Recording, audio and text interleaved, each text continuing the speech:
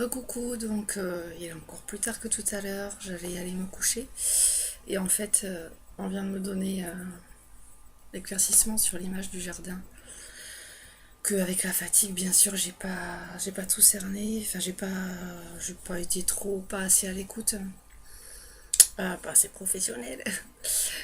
Donc en fait, on m'a donné l'image d'une très belle fleur dans un jardin, en me disant que il fallait pas avec le manque de pessimisme et nos pensées négatives et le côté à râler, tout ça qu'il parlait, euh, qu'il fallait pas que nous, en tant que jolies petites fleurs, qu'on s'énerve, qu'on se mette en colère, qu'on se parle soit négatif ou qu'on se dise oui on est victime, ceci, cela.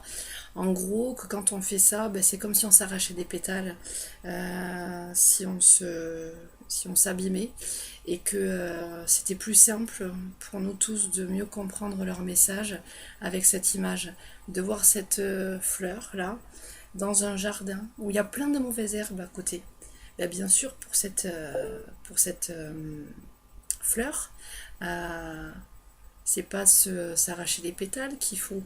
C'est si on voyait de leur plan supérieur, c'est-à-dire une vue du dessus, une vue d'ensemble, c'est comprendre que pour que cette fleur puisse s'épanouir, devenir belle, il fallait qu'elle soit arrosée, ok certes, qu'elle ait ses racines et la sève et tout ça, certes, mais surtout arracher toutes ces mauvaises herbes qu'il y a autour, assainir un petit peu l'entourage, tout le tour de ce jardin pour rendre la terre adéquate justement à la belle poussée de cette merveilleuse plante que nous sommes tous.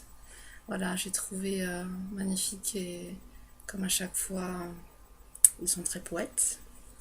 Et comme à chaque fois, leurs métaphores sont très claires et parlantes. Voilà.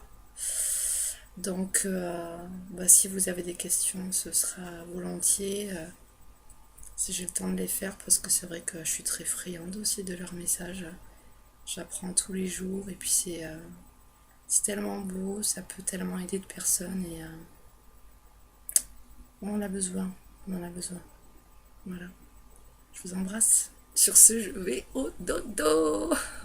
Bisous, ciao.